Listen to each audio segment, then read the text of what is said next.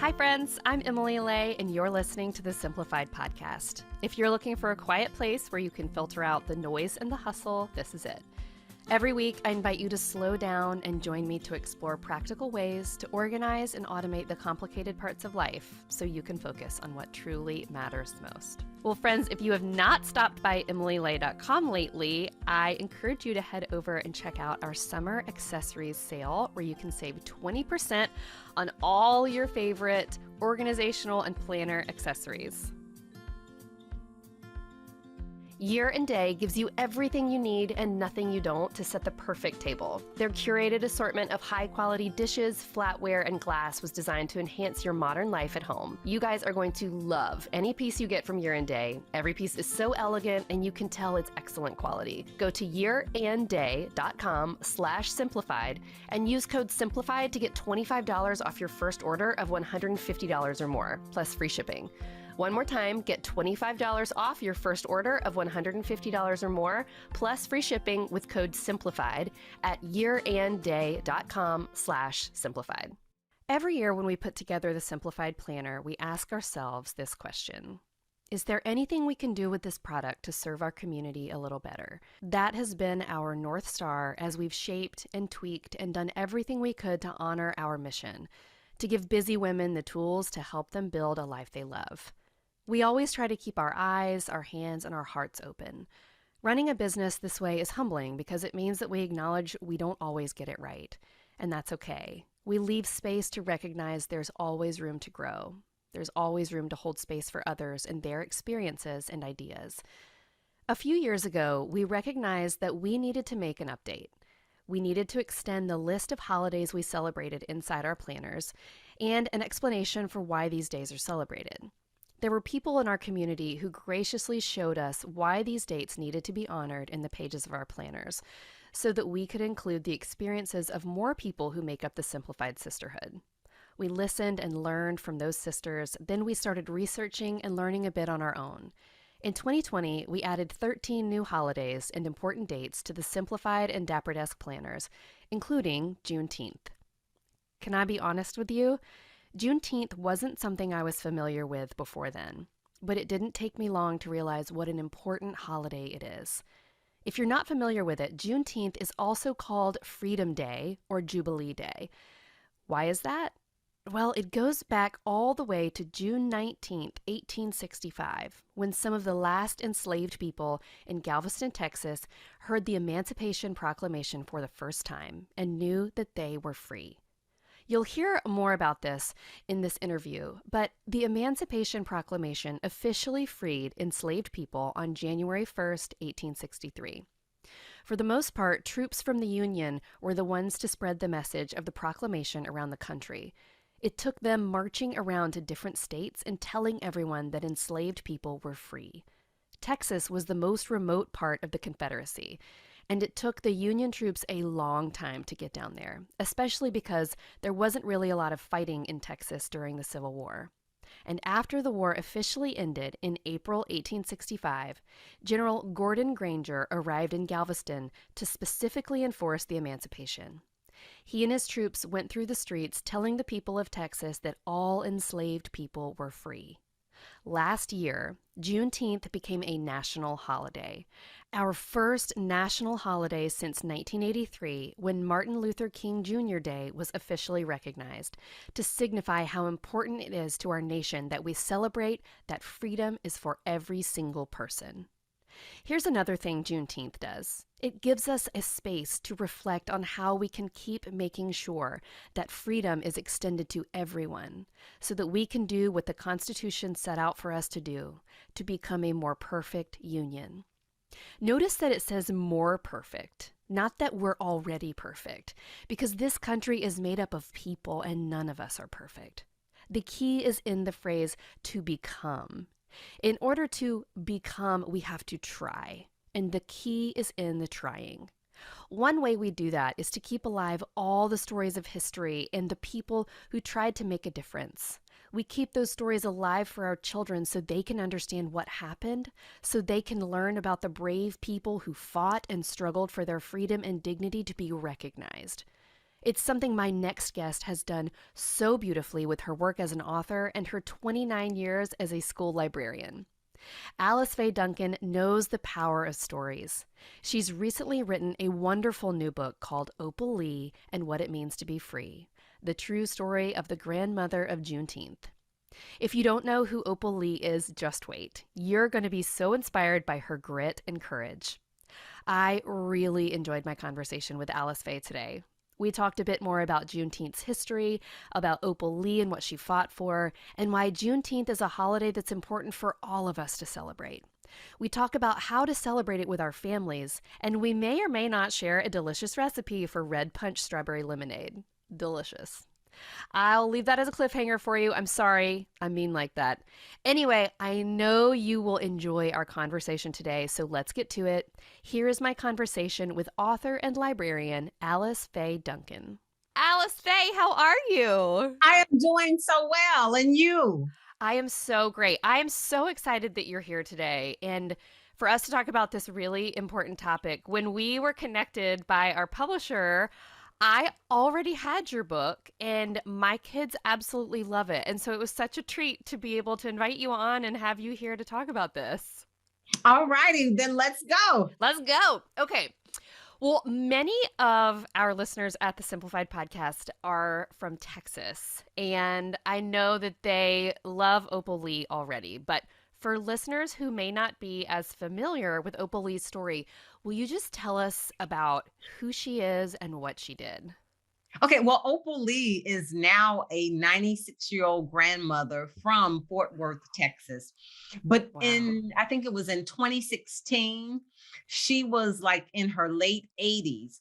And she began this crusade, which was something that had already been started in like the late 70s, which was this crusade to make Juneteenth a national holiday. Now, Yeah. Juneteenth had already been a state celebrated holiday in Texas Okay. because this is what it is. Juneteenth is that day, June 19th, the day that General Gordon Granger came to Galveston to announce to the enslaved and to the masters that the Emancipation Proclamation had been signed 2 years earlier so that all of the enslaved were free.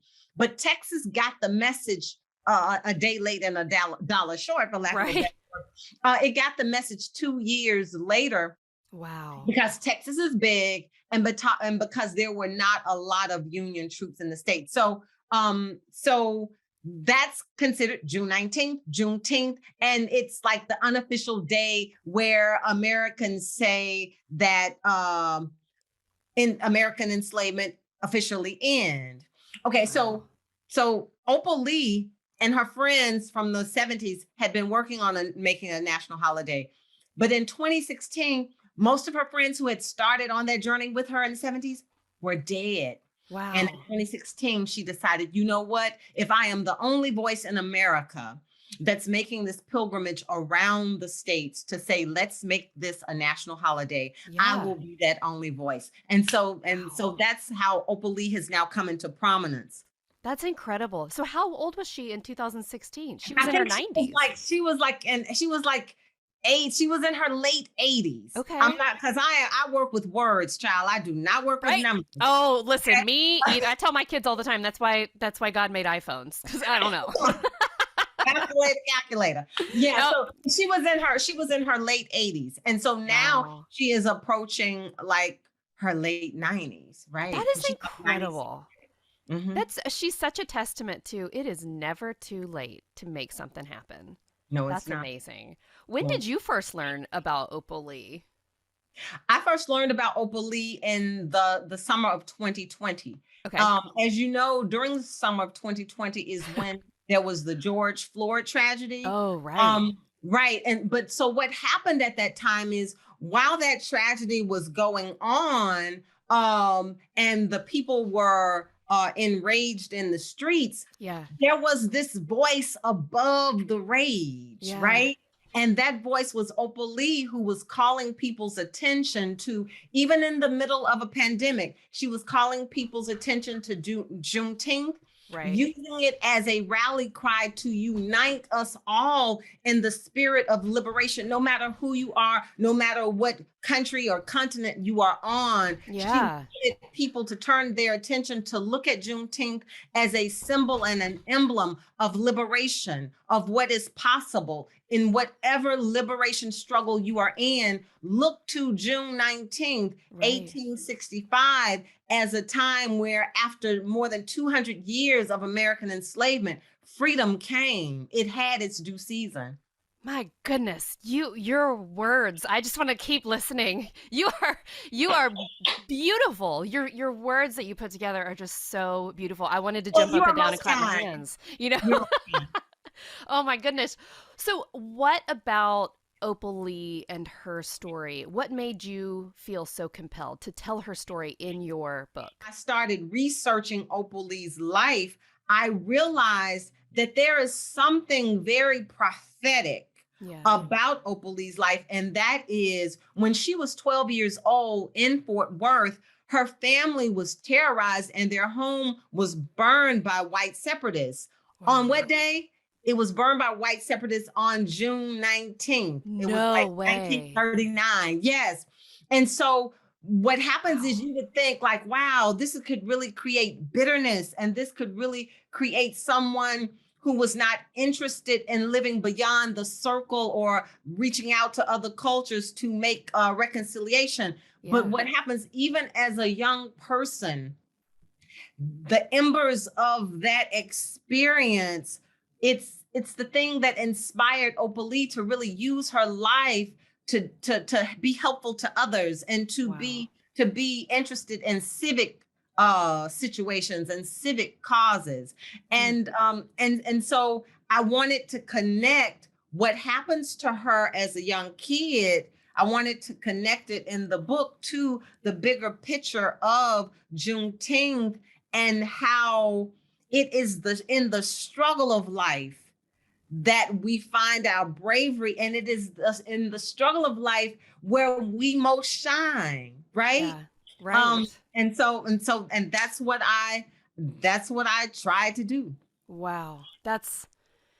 It's beautiful. I mean, it's my goodness. Your words are so beautiful. I see a lot of Amanda Gorman. Like, I don't know why, but talking to you, But I'm no, like, okay, okay, Emily. Now, Emily, I'm in my 50s. I So mean, if you see some Amanda Gorman in me, and I'm in my 50s, girl, I will take the light of you any day. she's Thank you for that compliment. incredible. We have a full docket of summer fun on our calendars. We're spending time at camp and plenty of lazy days by the pool. And whether you're staying home or heading out on summer adventures, KiwiCo is inviting kids and kids at heart to celebrate the season of discovery through hands-on fun. KiwiCo delivers monthly science and art projects that turn curiosity into creativity. From creating giant bubbles to experimenting with ice cream, kids can explore science, technology, engineering, art, and math in a seriously fun, hands-on way. KiwiCo has subscription lines for kids of all ages, ranging from infants and preschoolers all the way to teens. Plus, these are real engineering, science, and art projects with super high-quality materials. Whenever it's KiwiCo Day, my kids sprint to the mailbox. They are so excited. One of our favorite boxes ever had to be the one where Tyler and Caroline learned about the water cycle and precipitation, and they made a stuffed rainbow cloud pillow. They loved those pillows and talked about what they learned for weeks after. Make your summer more awesome with KiwiCo. Get 30% off your first month, plus free shipping on any crate line with code SIMPLIFIED at kiwico.com. That's 30% off your first month at kiwico.com, promo code SIMPLIFIED. And now a word from our sponsor, BetterHelp. Life can be overwhelming, and many people are burned out without even knowing it. I've been there before. In my younger days, I'd go 110% into every project. Before I knew it, I'd be stressed and snippy and completely overwhelmed. We associate burnout with work, but that's not the only cause. Any of our roles in life can lead us to feel burned out. That's why BetterHelp Online Therapy wants to remind you to prioritize yourself. Talking with someone can help you figure out what's causing stress in your life. Therapy is one of the best things I've ever done for myself. More than anything, it's helped me realize that sometimes life is messy, and it's good that it's messy. That's a big thing for a perfectionist, and BetterHelp is such a great tool for finding a great therapy match for yourself. BetterHelp is customized online therapy that offers video, phone, and even live chat sessions with your therapist, so you don't have to see anyone on camera if you don't want to. It's much more affordable than in-person therapy, and you can be matched with a therapist in under 48 hours. My listeners get 10% off their first month at betterhelp.com/simplified. That's betterhelp.com/simplified. Tell me about the history. So, how long has Juneteenth been celebrated, and what are the traditional parts of a Juneteenth celebration? Like the food, the stories, the songs, all of it. And while you tell the story, I'm going to get this dog and put him in my lap. Okay. All right. So Juneteenth happened. The first Juneteenth happens June 19th, 1865, which is when General Gordon Granger comes to Galveston, right? So then it becomes an annual celebration that next year in 1866 in Texas, in the state of Texas. What happens is after American slavery ends, the enslaved are now free to travel, right? And they are mobile. And so as they are mobile and they move to different destinations, they take the celebration of Juneteenth with them. And so a traditional Juneteenth celebration in the 1800s, the late 1800s, would have included, it would have felt very much like a church picnic where there is some exchange of prayer, song, scripture, but then there is also the festive occasion of the picnic and the food and the music, because Juneteenth, like right now, everybody loves a party, right? Everybody loves a party. And so right now, oftentimes, Juneteenth is about the up, the party, the festivity. Yeah. But when it was very close to the history of it in the 1800s, it was about the party, but it was also about, let's first have a somber reflection to remember that where we have come, how far we have come as a country, how far we have come as a people. Yeah. Juneteenth was a time to remember, to reflect, to turn back, to move forward. And then there is the joy and the music. And so at a Juneteenth, when I talk to parents and parents say, oh, I would love to like have a Juneteenth celebration, I always encourage them to, when they're organizing their celebration, make it multi-generational, where you have young and old people gathered together, and always begin the celebration, if you can, begin it in some kind of, with a poem of reflection or a word of reflection, maybe from the elders, right? Yeah.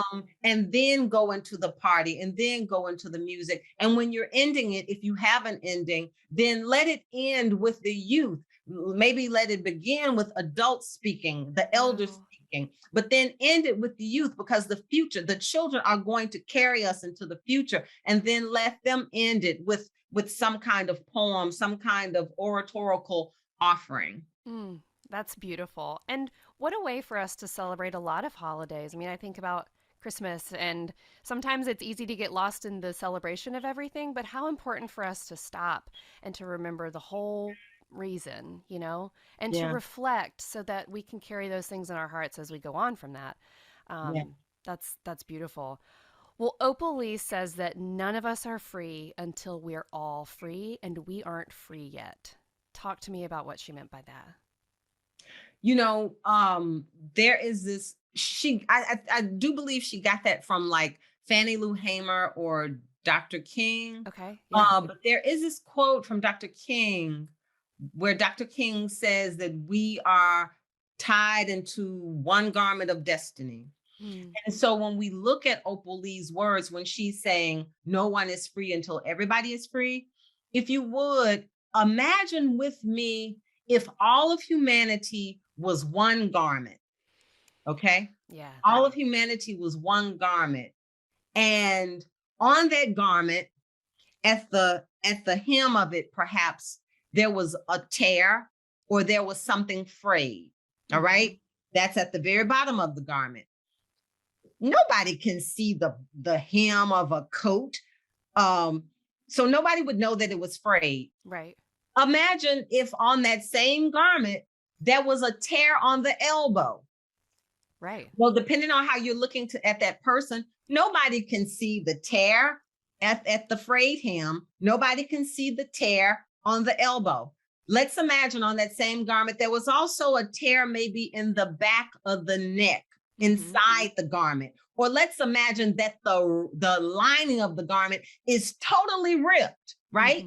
Well, can't nobody see the ripped lining. Right. Nobody can really see the hem. Nobody can see necessarily the elbow where it has a tear. But even though they can't see it, the garment is ruined. Right. And so that's how it is in the world. I'm living right now in Memphis on a street where it is very quiet because all the people are at work. Even though I don't see terror happening in the world, even though I don't hear guns and I don't see tanks in the street, somewhere in Ukraine, there is a war. And that means then, as long as there are reverberations and conflict somewhere in the world, then there is conflict and there are reverberations that I need to be wrestling with, thinking about, praying for. Right. And so that's what she means. And that's why she also thinks that Juneteenth ought to be a symbol and an emblem for liberation movements all over the world. If it's Afghanistan, if it's Ukraine, if it's Israel, if it's Palestine, let the success and the joy and the liberation that happened at Juneteenth, let it be a sign and a symbol of what is possible in the Ukraine. Their Juneteenth day can be. Let Juneteenth be a symbol of what is possible in Afghanistan. Their Juneteenth can be. It might not be June 19th, but there is a day that liberation can come if we all band together to make that the reality for those who, unlike me, don't have at this time a quiet street where there are no tanks. Wow. That's a good word, because just because we can't see it doesn't mean that it's doesn't not mean that it's not ruined or that it's not there. Yeah, absolutely. So I have 3 kids. I have an 11-year-old boy and I have twins who are 7, a boy and a girl. How do you think that we should talk to our kids about the struggle for freedom? And why is it so important to show kids what joy looks like, but also show them that the struggle comes alongside it? Well, here's the thing. No matter who you are, trials and tribulation are going to visit every life. Yep.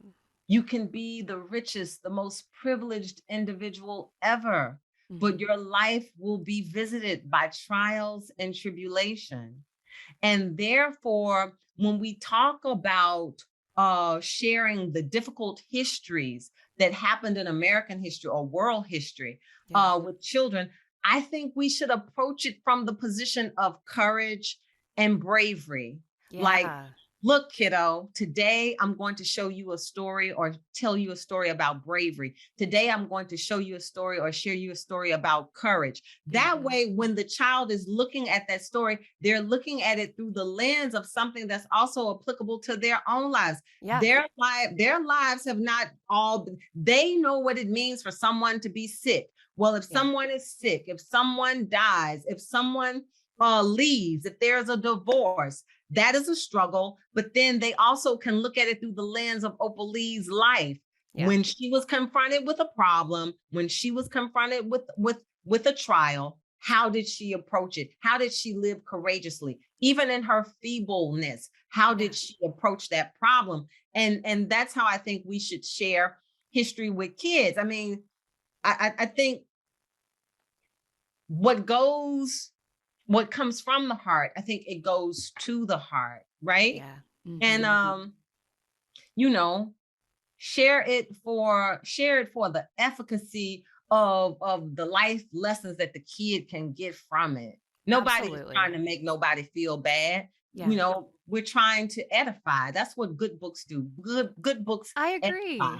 That is what good books do. And how lucky are we to have these examples of men and women who are courageous and brave to show our kids. That's why I picked up Opal Lee, because I thought this is a story of someone who pushed for what was right.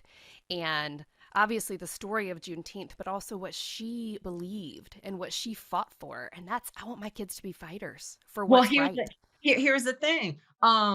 Two things about that. Opal Lee in her actual life, every day Mm-hmm. she has an urban garden where she's feeding people that live in urban deserts. Wow. She every day she's helping folks find jobs. Yeah. Every day, she's going and doing school visits. She has a personal book of her own that she reads, and she's going and bringing her wisdom to young children. She's a um light.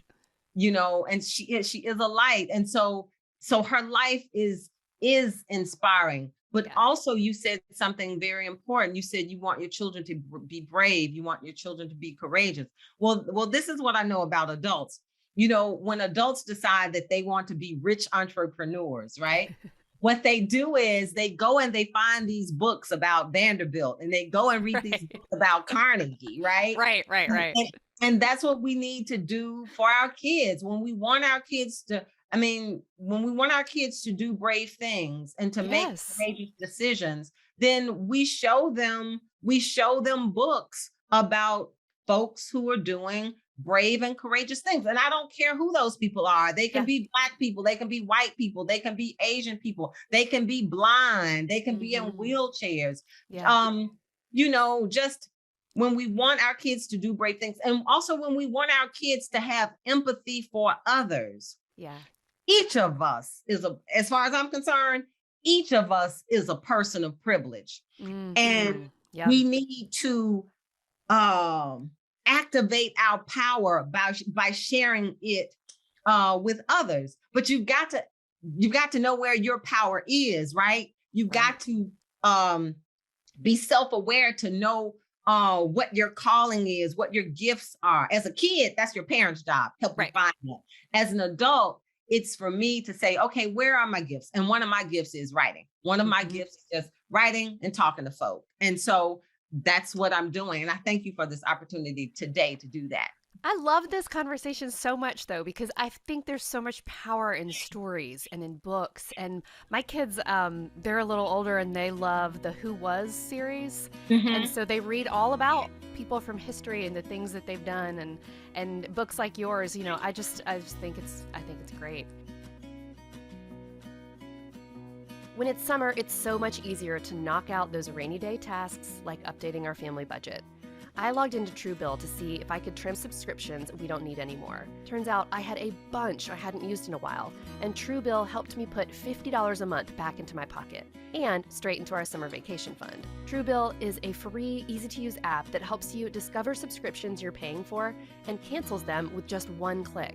On average, people save up to $720 a year with Truebill. On top of that, Truebill can give you a quick breakdown of your finances so you can see where your money is going and how to tweak your spending habits.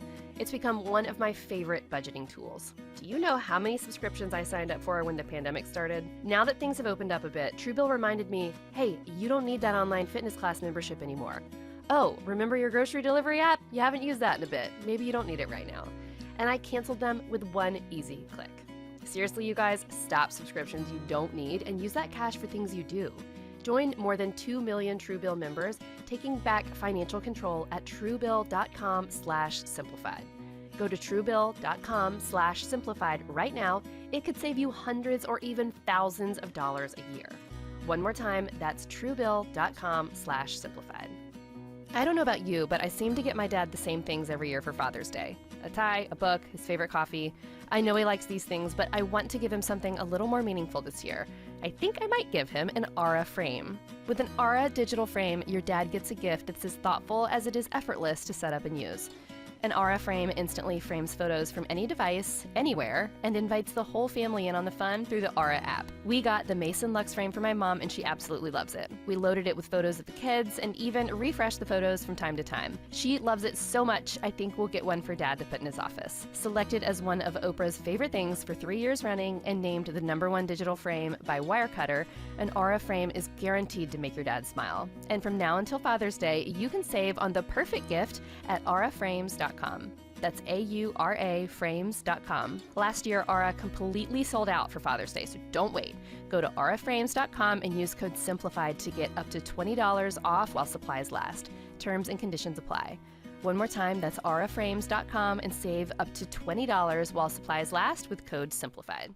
So how can families, how can parents help our kids celebrate the Juneteenth holiday? And how can we as leaders in our spheres, whether in our businesses or our homes or wherever, make sure that we're honoring the day? You know what?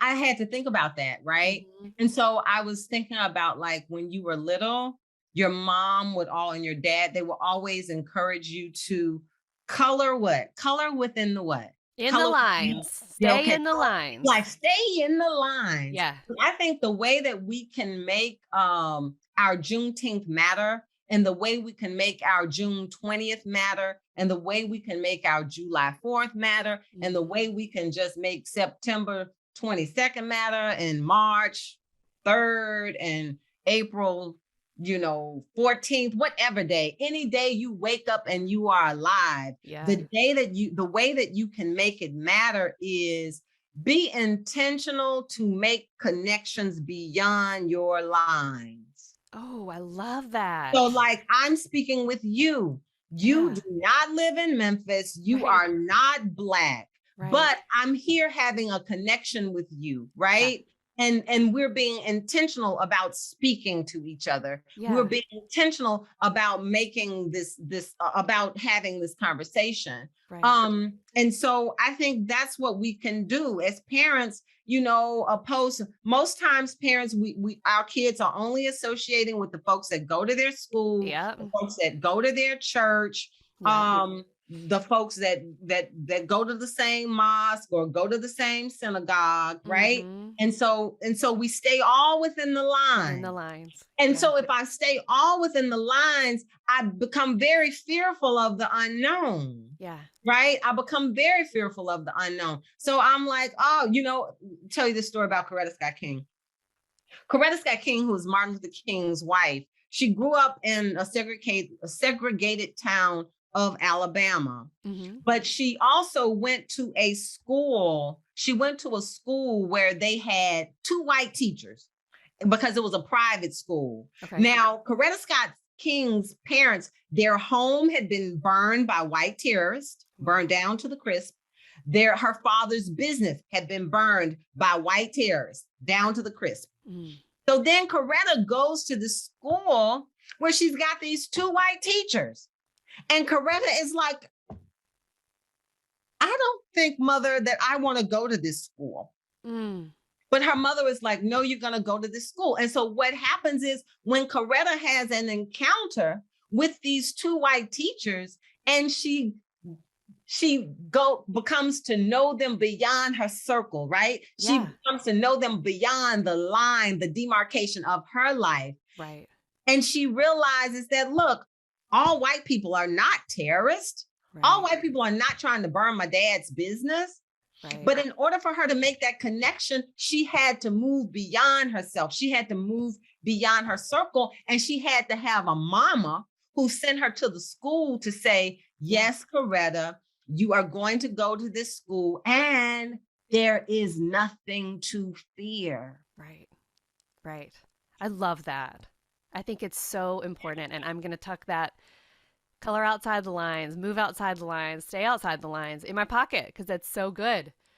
I mean, you know what I'm saying? I mean, don't be so, I mean, what you don't know, you don't know. But Yeah. I'm saying like, yeah, be conscious and assess like where you want to start. You know what I'm saying? Be conscientious and assess where you want to start, but also be aware that it's something that we must be intentional about. Say this one thing too. Zora Neale Hurston, great writer, great African American writer. Love. She would say, you know, I'm paraphrasing her. She would say, you know, it's unfortunate that how would Zora Neale Hurston say that? She would say something about how, this is the paraphrase. How can anybody know me and not love me? Okay.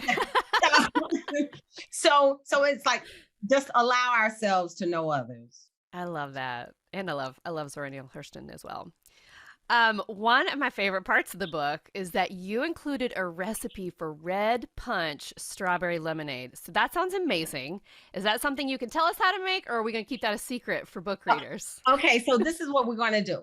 Okay. I'm going to let book readers purchase the book so that they can get that recipe for the red punch. Okay. However, on my website, they can, when we get through with this conversation, I'm going to post my personal recipe for Juneteenth chocolate chip cookies that I created. I created myself because I was like, okay, I had a chef from Austin to create a punch recipe specifically for the book.